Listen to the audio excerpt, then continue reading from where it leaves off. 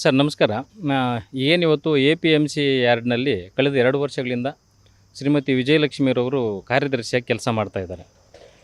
ತಾವು ಪತ್ರಿಕೆಗಳಲ್ಲಿ ಮತ್ತು ಮಾಧ್ಯಮಗಳಲ್ಲಿ ನೋಡ್ತಾ ಇದ್ದೀವಿ, ಕಳೆದ 2 ವರ್ಷಗಳಲ್ಲಿ APMC ಯಾರ್ಡ್ ಬಹಳ ಸುಧಾರಣೆಯ ಹಾದಿಯಲ್ಲಿ ಹೋಗ್ತಾ ಇದೆ. ವಿಶೇಷವಾಗಿ ಏನಿವತ್ತು ಚುನಾವಣಾ ನೀತಿ ಸಮಿತಿ ಇರೋ ಸಂದರ್ಭದಲ್ಲಿ ಮಾನ್ಯ ಜಿಲ್ಲಾಧಿಕಾರಿಗಳೇ ಆಡಳಿತಾಧಿಕಾರಿಗಳಾಗಿದ್ದಾರೆ. ಈ ಸಂದರ್ಭದಲ್ಲಿ ನೋಡೋದಾದರೆ APMC ಯಾರ್ಡ್ನ ಒಂದು ಕಾರ್ಯಕ್ಷೇತ್ರ ಎಷ್ಟು ಮಟ್ಟಕ್ಕೆ ವಿಸ್ತರಿಸಿದೆ ಅಂದರೆ, ಬಹುಶಃ ಇದರ ಕಾರ್ಯಕ್ಷೇತ್ರವನ್ನು ವಿಸ್ತರಿಸಬೇಕು. ರಾಷ್ಟ್ರೀಯ ಹೆದ್ದಾರಿಗೆ ಹೊಂದ್ಕೊಳ್ಳೋಂಥ ಒಂದು ಕಡೆ ಕಸ ವಿಲೇವಾರಿ ಆಗ್ಬೋದು, ಅಥವಾ ಇದನ್ನು ವಿಸ್ತರಿಸೋದಕ್ಕೆ ಸುಮಾರು 50 ಎಕರೆ ಭೂಮಿಯನ್ನು ವಿಸ್ತರಿಸಿ ದೊಡ್ಡ ಮಟ್ಟದಲ್ಲಿ, ಅಂದರೆ ಏಷ್ಯಾದಲ್ಲೇ ಎರಡನೇದು ಅನ್ನೋ ಮಟ್ಟಕ್ಕೆ ಏನಿದೆ ಅದರ ಕೀರ್ತಿಯನ್ನು ಹೆಚ್ಚಿಸುವಂಥ ಕೆಲಸ ಮಾಡ್ತಾಯಿದ್ದಾರೆ.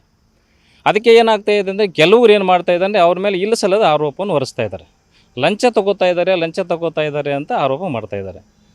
ಸರ್, ಲಂಚ ತಗೊಳ್ಳೋದಾದರೆ ನಿಮ್ಮ ಹತ್ರ ದಾಖಲೆಗಳಿದ್ದರೆ, ಈಗ ಜಿಲ್ಲಾಧಿಕಾರಿಗಳೇ ಆಡಳಿತಾಧಿಕಾರಿಗಳು ಅವರು ಕೊಡಲಿ, ಲೋಕಾಯುಕ್ತರಿಗೆ ದೂರು ಕೊಡಲಿ, ಏನಿವತ್ತು ಪರಿಶೀಲಿಸಿ, ತನಿಖಾ ಸಂಸ್ಥೆಗಳು ಬಂದು ಪರಿಶೀಲಿಸಿ ಅವ್ರ ಮೇಲೆ ಸೂಕ್ತ ಕ್ರಮ ಕೈಗೊಳ್ಳಿ. ಇಲ್ಲದೆ ಒಬ್ಬ ಮಹಿಳಾ ಅಧಿಕಾರಿ ಕೆಲಸ ಮಾಡುವಾಗ ಏನೋ ಒಂದು ಸಂಭಾಷಣೆ ಹೆಸರಿನಲ್ಲಿ ಬಂದು ಒಂದು ಅವರ ಅನುಮತಿ ಇಲ್ಲದೆ ಒಂದು ಮೊಬೈಲ್ನಲ್ಲಿ ರೆಕಾರ್ಡ್ ಮಾಡಿಕೊಳ್ಳೋದು, ಅದನ್ನು ಮಾಧ್ಯಮಗಳಲ್ಲಿ ಬಿತ್ತರಿಸಿದ್ರೆ ಒಬ್ಬ ದಿಟ್ಟ ಹೆಣ್ಣು ಮಗು ಸಮಾಜದಲ್ಲಿ ಬದುಕೋಕೆ ಹೆಂಗಾಗುತ್ತೆ? ಇದು ಅಪರಾಧ ಅಲ್ವಾ? ಈಗ ಅವರನ್ನು ಏನು ಯಾವುದೇ ವಿಚಾರಣೆಯನ್ನು ಇಲ್ಲದೆ ಅಥವಾ ಅನುಮತಿ ಇಲ್ಲದೆ ಈ ರೀತಿ ಮಾಡೋದ್ರಿಂದ ಅವರು ಮಾನಸಿಕವಾಗಿ ಕ್ಷೋಭೆಗೊಳಗಾಗ ಸಾಮಾನ್ಯ. ಅದರ ಜೊತೆಗೆ ಏನಿವತ್ತು ಕರ್ತವ್ಯವನ್ನು, ಅದು ತುಂಬ ಹೈಪರ್ ಟೆನ್ಷನ್ ಹುದ್ದೆ, ಅದು ಜಿಲ್ಲೆಯಲ್ಲಿ ಬಹಳ ಪ್ರತಿಷ್ಠಿತವಾದಂಥ ಹುದ್ದೆ. ಆ ಹುದ್ದೆಯಲ್ಲಿ ಕೆಲಸ ಮಾಡ್ತಾ ಇರಬೇಕಾದ್ರೆ ಸಹಿಸದಂಥ ಕೆಲವು ವ್ಯಕ್ತಿಗಳು ಅವ್ರ ಮೇಲೆ ಆರೋಪ ಮಾಡೋದನ್ನು ನಿಲ್ಲಿಸಬೇಕು. ಇದನ್ನು ನಮ್ಮ ಸಂಘ ಖಂಡಿಸುತ್ತೆ. ಈ ಸಂಘದ ಏನಿವತ್ತು ನಮ್ಮ ಜಿಲ್ಲಾಧ್ಯಕ್ಷರಾದ ರತ್ನಪ್ಪ ಸರ್ ಅವರಾಗ್ಬೋದು, ಗೌರವಾಧ್ಯಕ್ಷರಾದ ಸರ್, ಸರ್ಕಾರಿ ಬೋವಿ ನೌಕರರ ಸಂಘ ಕೋಲಾರ ಜಿಲ್ಲಾ ಶಾಖೆ ಸರ್ ಇದು, ಮತ್ತು ಎಲ್ಲ ತಾಲೂಕಿನ ಪದಾಧಿಕಾರಿಗಳು, ಅಧ್ಯಕ್ಷರುಗಳು, ಕಾರ್ಯದರ್ಶಿಗಳು ಇಲ್ಲಿದ್ದೇವೆ. ಎಲ್ಲರೂ ಕೂಡ ಒಗ್ಗಟ್ಟಾಗಿ ಏನು ಮಾಡ್ತಾಯಿದ್ವಿ, ಇದೇ ವಿಚಾರವನ್ನು ಖಂಡಿಸ್ತೇವೆ. ಇದು ನಿಜವಾಗಲೂ ಕೂಡ ಒಂದು ಅಮಾನವೀಯ. ಒಬ್ಬ ಹೆಣ್ಣುಮಗು ಕೆಲಸ ಮಾಡುವಂಥ ಕಾಲದಲ್ಲಿ ಅವರ ಕೆಲಸವನ್ನು ಮೆಚ್ಕೋಬೇಕೇ ವಿನಃ, ಅವ್ರನ್ನ ಅಭಿನಂದಿಸಬೇಕೇ ವಿನಃ ಅಂಥದನ್ನು ಹೊರತುಪಡಿಸಿ ನೀವೇನು ಮಾಡ್ತಾಯಿದ್ದೀರಿ, ಪ್ರತಿ ಸಾರಿ ಟೀಕೆ ಮಾಡಿ ಪ್ರತಿದಿನ ಪತ್ರಿಕೆಗಳಲ್ಲಿ ಅವಹೇಳನಕಾರಿಯಾಗಿ ಬರೀತಾ ಇದ್ದೀರಾ, ಪ್ರತಿಭಟನೆ ಮಾಡ್ತಾ ಇದ್ದೀರಾ. ಏನಿದೆ ಇವಾಗ ಸತ್ಯಕ್ಕೆ ದೂರವಾದ ವಿಚಾರಗಳನ್ನು ಯಾಕೆ ನೀವು ಮಾಧ್ಯಮಗಳ ಮುಂದೆ ಮಾತಾಡ್ತೀರಿ? ನಿಮಗಿರೋಂಥ ದಾಖಲೆಗಳನ್ನು ಏನಿವತ್ತು APMC ಇಲಾಖೆ ಅಧಿಕಾರಿಗಳ ಗಮನಕ್ಕೆ ತರಲಿ, ಮಾನ್ಯ ಜಿಲ್ಲಾಧಿಕಾರಿಗಳ ಆಡಳಿತಗಾರರಾಗಿದ್ದಾರೆ ಅವ್ರಿಗೆ ಕೊಡಲಿ, ಅಥವಾ ಲೋಕಾಯುಕ್ತರಿಗೆ ದೂರು ಕೊಡಲಿ. ಸರ್, ಅದು ಬಿಟ್ಬಿಟ್ಟು ನೀವು ಜೋಬಲ್ಲಿ ಮೊಬೈಲ್ ಇಟ್ಕೊಂಡೋಗಿ ಅವ್ರು ಮಾತಾಡೋದು ರೆಕಾರ್ಡ್ ಮಾಡಿಕೊಂಡು ನಿಮ್ಗೆ ಇಷ್ಟ ಅನುಸಾರ ಬರೋ ರೀತಿಯಲ್ಲಿ ಮಾಧ್ಯಮಗಳಲ್ಲಿ ನೀವು ಬಿತ್ತರ ಮಾಡ್ತಾಯಿದ್ರೆ, ಅವರ ಮಗುವಿನ ಅಥವಾ ಅವ್ರ ಮಕ್ಕಳು ಅವರನ್ನು ಯಾವ ರೀತಿ ಅನ್ಕೊತಾರೆ, ಸಮಾಜದಲ್ಲಿ ಅವರನ್ನು ಯಾವ ರೀತಿ ಅನ್ಕೊತಾರೆ? ನೀವು ಕಳೆದ 1 ವರ್ಷದಿಂದ ನೀವು ಈ ರೀತಿ ರೆಕಾರ್ಡ್ ಮಾಡಿಕೊಂಡು ಬ್ಲ್ಯಾಕ್ ಮೇಲ್ ತಂತ್ರಗಳನ್ನು ನೀವು ಮಾಡ್ತಾ ಇರೋದು ಸರಿನಾ?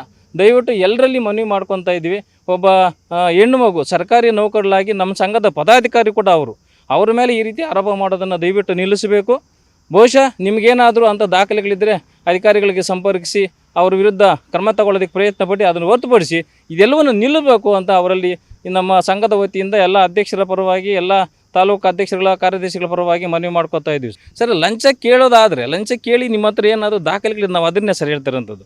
ದಾಖಲೆಗಳಿದ್ದರೆ ಸರ್, ತಪ್ಪಿತಸ್ಥರಿಗೆ ಶಿಕ್ಷೆ ಆಗಲೇಬೇಕು. ನೀವು ಬಹಿರಂಗವಾಗಿ ತಗೊತಾರೆ ಅಂದರೆ ಜಿಲ್ಲಾಧಿಕಾರಿಗಳು ಗಮನ ಕೊಡಲಿ, ಲೋಕಾಯುಕ್ತರು ಕೊಡಲಿ. ಸರ್, ಪೊಲೀಸರು ಇಲ್ಲೇ ಇದ್ದಾರೆ, ಜಿಲ್ಲಾ ಕೇಂದ್ರ ಸ್ಥಾನ ಅಲ್ವಾ ಸರ್, ಕೊಡಲಿ. ಈಗ ಅಂಥದ್ದಿದ್ದರೆ ಅವರೊಂದಿಗೆ ಚರ್ಚೆ ಮಾಡಿ ನೀವು ಈ ಥರ ಮಾಡ್ತಾ ಇದ್ದಾರೆ ಅಂತ ಇಲ್ಲಸಲ್ಲದ ಆರೋಪಗಳನ್ನು ಮಾಡೋದನ್ನು ಸಂಘ ಸಹಿಸೋದಿಲ್ಲ ಸರ್. DC ಅವ್ರಿಗೆ ಮನವಿ ಕೊಡ್ತಿರೋದು, ಒಬ್ಬ ಏನಿವತ್ತು ಪರಿಶಿಷ್ಟ ಜಾತಿಯ ಭೋವಿ ಸಮುದಾಯದ ನಮ್ಮ ಸಂಘದ ಪದಾಧಿಕಾರಿಯನ್ನೇ ಅಂಥ ಉನ್ನತ ಹುದ್ದೆಯಲ್ಲಿರುವಂಥ ಅವರನ್ನೇ ನೀವು ಈ ರೀತಿ ಏನಿವತ್ತು ಬಹಿರಂಗವಾಗಿ ನೀವು ಪತ್ರಿಕೆಗಳ ಮಾಧ್ಯಮಗಳ ಮೂಲಕ ಅವರನ್ನು ಏನಿವತ್ತು ಪಿತೂರಿ ಮಾಡಿ ಅವ್ರ ಮೇಲೆ ಅವಹೇಳನಕಾರಿಯ ರೀತಿಯಲ್ಲಿ ಮಾತಾಡ್ತಿರೋದು ಖಂಡನೀಯ. ಇದನ್ನು ನಿಲ್ಲಬೇಕು. ನಿಮಗೆ ಏನಿವತ್ತು ಅವರ ಒಂದು ಕೆಲಸದ ಬಗ್ಗೆ ಅಸಮಾಧಾನ ಇದ್ದರೆ ಕಾನೂನು ಕ್ರಮಕ್ಕೆ ಮುಂದಾಗಿ ವಿನಃ ಅವಹೇಳನಕಾರಿ ಹೇಳಿಕೆಗಳನ್ನು ಕೊಡಬಾರ್ದು ಅಂತ ಮನವಿ ಮಾಡ್ಕೊತಾ ಇದ್ದೀವಿ ಸರ್.